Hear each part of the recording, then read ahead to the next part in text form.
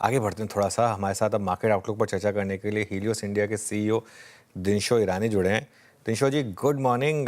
पिछली मीटिंग और आज की मीटिंग में पूरे जैसे कहते हैं ना, मूड बदल गए, हालात बदल गए, सेंटिमेंट बदल गए, सब कुछ बदल गया। लेकिन ये हुआ कैसे? ये इस तरीके की जो 1000 पॉइंट की निफ्टी में रैली आ गई, किसको क्रेडिट देंगे आप इसके लिए? जी, आनंद जी, पहले तो धन्यवाद आपके शो पर आमंत्रित करने के लिए और आपके दर्शकों को वेरी गुड मॉर्निंग। तो अनुज जी, बेसिकली हमें भी यही लगा था कि जो ये करेक्शन था वाज़ मतलब एक्चुअली आपने देखा था स्टैंड अलोन इंडिया का ही करेक्शन था। जो सितंबर के बाद जो गिरा है हमारा मार्केट, वो एक स्टैंड अलोन फॉल था। कोई ग्लोबल मार्केट इतना जोरों का गिरा नहीं था। एंड रीज़न हम जो बता रहे थे वो थे ओवर वैल्यूएशन था, फंडामेंटल डिटोरिएट हो रहे थे। ये सब हमारे रीज़न थे और ऑब्वियसली एफआई सेलिंग जो जोरों की चालू हो गई थी। तो वो सब रीज़न को देख के हमें लगा कि ज़रा इतिहास में देखते हैं ऐसा कितनी बार हुआ है। पहली बार तो इंडिया अकेला गिरा, वो ऐसा पहली बार ही हुआ था शायद। पहले कभी ऐसा हुआ नहीं था। और 20% से ज़्यादा कभी करेक्शन जो निफ्टी में आई है वो 9 बार हुई है ऐसे 30 साल के इतिहास की निफ्टी की। तो उसमें हमने ये देखा कि हर एक जो फॉल था उसके लिए एक रीज़न था। और बाय द वे 20% से ज्यादा जब निफ्टी गिरता है तो शायद ही 30 पे रुकता है, मतलब 24-25 एक ही बार रुका था। उसके बाद में तो जो एवरेज करेक्शन था वो 35-40 के आसपास रहता है उसमें। तो इसलिए हमें वो बहुत डर लगा हुआ था। लेकिन हर एक 9 बार एक एक रीजन था। कोई ग्लोबल क्राइसिस था या कोई डोमेस्टिक क्राइसिस था या तो कोई स्कैम था जिसकी वजह से हमारा मार्केट गिरा था। इस बार हमें ऐसा दिखा नहीं, इसलिए हमें लगा कि ये जो करेक्शन है वो ओवरडन है। एफआई का भी जो आउटफ्लो था वो रुपए को देख के जो वीकनेस जो देख रहे थे रुपए में, शायद उसको देख के उनका आउटफ्लो जो था वो एक्सेलरेट हो गया। लेकिन जो दिसंबर के नंबर आए उसमें थोड़ा सा हमें वो कॉन्फिडेंस दिख रहा था कि थोड़ा थोड़ा इंप्रूवमेंट चालू हुआ है। इतने नंबर बढ़िया नहीं थे, लेकिन जो नेगेटिव ग्रोथ आपने देखी सितंबर में, उसके बाद आपने जो देखा दिसंबर में, एक स्लाइट फ्लैटिश सी ग्रोथ थी हमारे मार्केट की। तो हमें लगा कि चलो ठीक है, थम रहा है अभी। और एक्चुअली जो एफआई का ट्रेड था वो बहुत ही बढ़िया ट्रेड था जो उन्होंने बेचा। आप सोचिए, एक तो रुपए में उन्होंने 6-7 टका बना लिया, मार्केट में उन्होंने कोई 7-8 टका बचा लिया और वहां यूएस के मार्केट में 5-6 टका कमा लिया। तो आप सोचिए कि 20-25 टके के काइंड ऑफ रिटर्न उनके ऑलरेडी बन चुके थे। तो इट वाज ऑब्वियस कि कोई तो ग्लोबल स्ट्रेटेजिस्ट फाइनली बोलेगा कि भैया इंडिया देखो बहुत ही बिक गया है। From a very expensive market it has become a very cheap market. और मैं ये चीप इसलिए बोल रहा हूँ क्योंकि एमएससीआई इंडिया का प्रीमियम ओवर एमएससीआई वर्ल्ड जो इंडेक्स है उसके सामने हमारा कोई 4 टका प्रीमियम रह गया था जो कि 26 था सितंबर में। तो इसलिए हमें लगा कि अभी थिंग्स विल टर्न अराउंड। लेकिन ऑब्वियसली ऐसा नहीं लगा कि इतना जोरों का रैली आ गया। लेकिन एज यू नो मार्केट हमेशा सरप्राइज करता है ऑन द अप और डाउन। बिल्कुल। तो फिर निशा जी, यहाँ से ऑब्वियसली मार्केट में एक चीज़ क्लियर हुई है, बैंक्स में अच्छी रैली हुई है और आईटी पूरी तरीके से कोलैप्स हुआ है। क्या ये आगे भी कंटिन्यू करेगा? बैंक्स लीड करेंगे, IT on the down side? जी, एक्चुअली बैंक्स तो हमें बहुत ही ज़्यादा पसंद है। लेंडर्स स्पेसिफिकली हमें ज़्यादा पसंद है आज की तारीख में बीएफएसआई स्पेस में। और वो इसलिए है क्योंकि एक तो जो रुपए का जो रिएक्शन था, ऑब्वियसली आरबीआई का जो बहुत ही उनकी जो पॉलिसीज़ थी वो बहुत ही लिक्विडिटी कंस्ट्रेनिंग पॉलिसीज़ थी, बिकॉज़ वो इन्फ्लेशन फ्लाइट करना चाहते थे।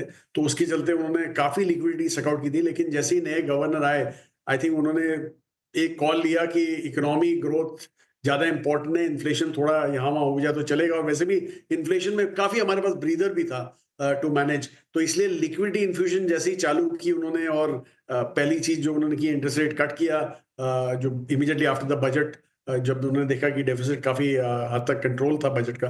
तो आई थिंक ये सब जो पॉलिसीज़ हैं वो काफ़ी बेनिफिशियल होती हैं फॉर द बैंकिंग सेक्टर, कि आपकी लिक्विडिटी वापस आ रही है। बिकॉज़ मेन कंस्ट्रेंट यही था कि आपका जो डिपॉजिट रेट था उसमें और लेंडिंग में कंस्ट्रेंट हो रहा था because of the RBI action. तो इसलिए that was a very big positive. और हमें लग रहा है कि आगे चल के भी यही पॉलिसी रहेगी।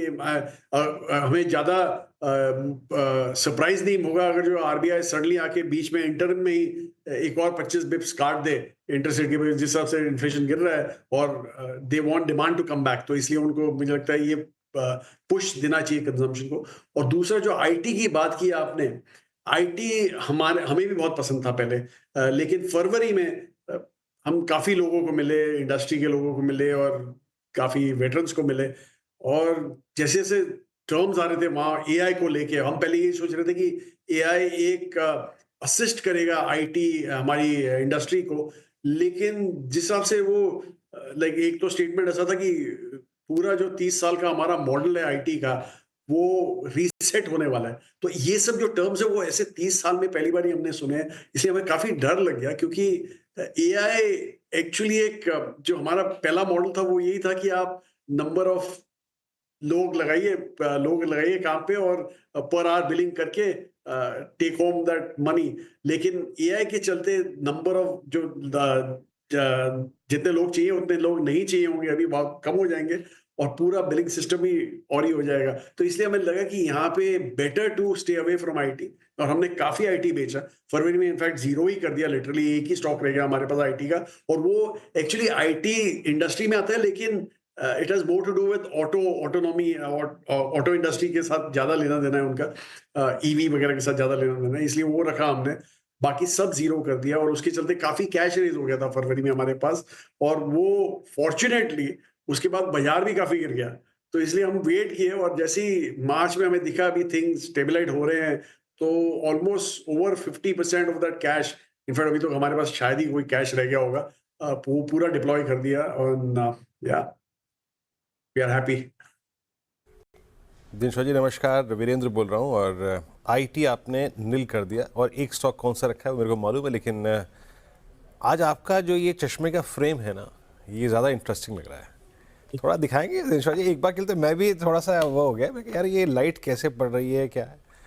बिल्कुल डिफरेंट, आई मीन पहली बार मैंने ऐसा फ्रेम देखा है ना। वो अनुज जी नाइस। ऐसे ही बोले थे सब कुछ बदल गया, तो मैं बोलने वाला था मेरा फ्रेम भी बदल गया। अच्छा, मुझे याद है अच्छी तरीके से, लास्ट टाइम आप 21 फरवरी को इस कार्यक्रम में आए थे, और उस दिन आपका व्यू कंस्ट्रक्टिव था, पॉजिटिव था कि स्टार्ट डिप्लॉइंग कैश। अच्छी तरीके से मुझे याद है। एक बात और आपने कही थी कि हम एक small cap mid cap fund लेके आएंगे, let's think about small caps and mid caps now. अभी आपका स्मॉल कैप और मिड कैप पे व्यू क्या है इस वक्त? क्या ये वक्त है थोड़ा पैसा डिप्लॉय करने का, और उसमें भी कोई खास सर्टेन ब्रांचेस? वीरू जी, एक्चुअली हमने जो हमारा जो फंड आया वो मैं जैसे सबको बोल रहा था कि मुझे पता है कि टाइमिंग गलत है in terms of raising money, but timing perfect है इन टर्म्स ऑफ हमारे आइडियाज जो हमारे पास थे।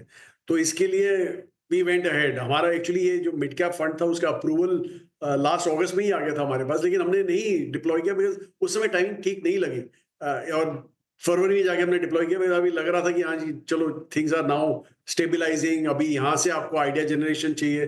तो हमें अभी भी यही लगता है, ये जो रैली आपने देखी है बाजार में, वो शायद एक जंप ऑफ द गन होगा, लेकिन अ, आगे चल के हमें लगता है जो वेल्थ क्रिएशन नॉर्मली जो होती है, रिटर्न जो नॉर्मली बनते हैं वो मिड और स्मॉल कैप में ही बनते हैं। लार्ज कैप आपको सेफ्टी प्रोवाइड कर सकते हैं, but mid and small are the ones where जहाँ पे रियल आपका जो रिटर्न जनरेशन होता है वो वहां पे होता है, अल्फा जनरेशन वहीं से होता है। इसलिए हमें वो स्पेस काफी पसंद है, और वहां पे हमने डिप्लॉय करना चालू कर दिया है after we raise the money. काफी लिमिटेड अमाउंट रेज हुआ था, तो वो डिप्लॉय करना चालू कर दिया। और जो एरियाज हमने आइडेंटिफाई किए, हम बहुत क्लियर थे वहां पे कि वहां पे कोई sector, it be very sector agnostic रहेगा, और mainly actually mid cap fund है तो मिड कैप 65% तो होना ही चाहिए, लेकिन वहां पे एक भी लार्ज कैप स्टॉक नहीं रखेंगे हम, सिर्फ स्मॉल कैप और मिड कैप होगा। जो 35% लीवे जो हमें है to invest beyond the mid cap space, तो वहां पे हम सिर्फ स्मॉल कैप रखने वाले हैं। और आप देखें आज की तारीख में तो मेनली जो स्टॉक्स एंड सेक्टर्स जो हमने आइडेंटिफाई किए, एक तो वो जो मैंने बोला जो नॉन आईटी आईटी है वो वाला हमने लिया है, फिर हमने हेल्थ केयर के स्टॉक्स लिए हैं, फिर हमने हॉस्पिटैलिटी स्टॉक्स लिए हैं वहां पे, और ऐसे करके आस्ते आस्ते करके आइडियाज, बॉटम अप आइडियाज पे काम करके वहां पे डिप्लॉयमेंट चालू हो रहा है। इसलिए मुझे लगता नहीं कि कोई सेक्टर स्पेसिफिक कॉल लेना चाहिए यहाँ पे ये पर्टिकुलर सेगमेंट में, क्योंकि आज की तारीख में आपको स्टॉक स्पेसिफिक ही काम करना पड़ेगा। स्टॉक पिकअप मार्केट हो गया ये, और अगले कपल ऑफ क्वार्टर्स हमें तो यही लगता है कि एक स्टॉक पिकअप पैराडाइज होगा ये मार्केट, क्योंकि वहीं पे आपको आइडिया जनरेशन दिखेंगे। अच्छा दिनशो जी, ये पूरे पुल बैक में या फिर 22,000 से लेकर 22,800 तक के सफ़र में 900 हो गया अब तो, मेटल्स की सबसे स्ट्रॉन्ग भूमिका थी। I mean thanks dollar index जिसका रिट्रेसमेंट हमको हाथों हाथ दिखा, उसका इम्पैक्ट है। मेटल्स की ये रैली क्या परसिस्ट करेगी, आपको क्या लगता है इस वक्त? जी देखिए, हमें एक्चुअली नॉन फेरस स्पेस ज़्यादा पसंद है फेरस से, क्योंकि फेरस में आज की तारीख में जो रैली आ रही है वो ऑब्वियसली जो वर्ल्ड प्रोटेक्शनिज्म में चला गया है, उसके चलते ये रैली है। इंडिया ने भी ड्यूटीज बढ़ा दी हैं, अपनी ज़्यादा प्रोटेक्शन ड्यूटीज बढ़ा दी हैं ऑन इम्पोर्ट ऑफ मेटल्स। पर अगर जो आप चाइना का हाथ देखें वहाँ पे, तो चाइना के पास कोई फेरस में आई थिंक बिलियन टन्स की कैपेसिटी है, जो कि अ, दुनिया की आप पूरी कैपेसिटी एक साइड में रखिए और चाइना की एक साइड में तो सेम ही होती है। इतनी कैपेसिटी है उनके पास, तो वो उनको चाहिए तो वो कभी भी डिसरप्ट कर सकते हैं ये मार्केट। खुद का उनका ग्रोथ नहीं हो रहा है, इसीलिए आई थिंक दुनिया भी आज की आज की तारीख में प्रोटेक्शनिज्म पे ज्यादा चली गई है, बिकॉज वो जानते हैं कि ये डिसरप्ट करने के लिए चाइना, तो इसलिए हमें ज्यादा कंफर्ट नहीं है वहां पे। और ये जो प्रोटेक्शनिज्म के चलते रैलियां आती है वो एक्चुअली इतनी लॉन्ग टर्म भी नहीं हो सकती हैं, क्योंकि वो depending on what is happening उसके हिसाब से होती है। इसलिए वीरू जी, पेरिस में तो बिल्कुल कंफर्ट नहीं है। ओके, अच्छा एक आखिरी सवाल मेरी तरफ से, कोई एक आध स्टॉक जो आपने इस करेक्शन में ऐड किया या फ्रेश खरीदा डिस्क्लोजर के साथ, अगर आप थोड़ा बताना चाहें तो? जी, फ्रेश तो लिया है हमने, 2-3 स्टॉक लिए हैं फ्रेश। एक तो हमारा ऑयल एंड गैस कंपनी हमने लिया है, बेसिकली जिस हिसाब से बेनाइन ऑयल प्राइसेस थे, तो उसके चलते हमने डिसाइड किया कि अ, वो हमने एक्चुअली पहले बेच दी थी क्योंकि वैल्यूएशन दिनशो काफी जी, स्ट्रेच हो गए थे। दिनशो जी हाँ जी। देखिए, आप और समीर सर ना बाकी फंड मैनेजर से थोड़े अलग हैं, आप नाम लेते हैं, इसमें क्या दिक्कत है? आपने लिया है, बता दीजिए नाम के साथ। एचपीसीएल दिया है हमने, और वो हाँ। डिस्क्लोज करना चाहता हूँ कि वो हम रेगुलर ऐड भी करते रहते हैं वहां पे। तो और वो एक्चुअली हमारे पास पहले भी था, जो हमने ओके। बेच दिया, क्योंकि वैल्यूएशन काफी स्ट्रेच हो गए थे। और जैसे ही हमने देखा कि अभी दुनिया स्टेबलाइज हो रही है, ऑयल प्राइसेस गिर गए हैं, सिंगापुर मार्जिन बढ़ गए थे, रिफाइनिंग मार्जिन जो सिंगापुर के हैं वो बढ़ गए थे, तो हमने बोला it's time to add to this particular stock again. और हमारे हमेशा उसमें रहा है, तो इसलिए हमने वहां पे ऐड किया है।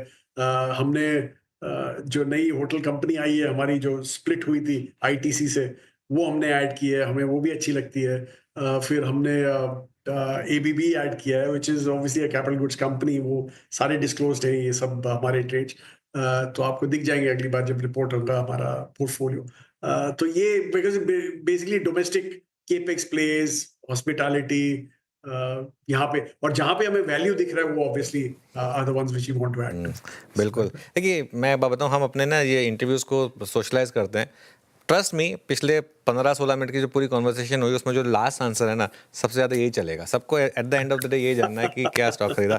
ऋषभ जी बहुत बहुत शुक्रिया आज हमारे साथ जुड़ने के लिए, और समीर सर को भी बोलिएगा कि वो भी आपके जैसा एक फैंसी चश्मा खरीद लें, वो उनके उनके पास ऊपर भी ज्यादा है, अच्छा उनके लगे। पास ज्यादा है, ऐसे पहनते हाँ, नहीं है वो मुझे पता है, वो ऑनलाइन नहीं पहनते हैं वो, बाकी मैंने वो मुझे सब पता है वैसे, लेकिन उनको बोलिए अगली बार वो भी ऐसे कुछ पहन के आए, ठीक है? चलिए बहुत बहुत ठीक है, शुक्रिया धन्यवाद। दिनशो जी हमारे साथ जुड़ने के लिए।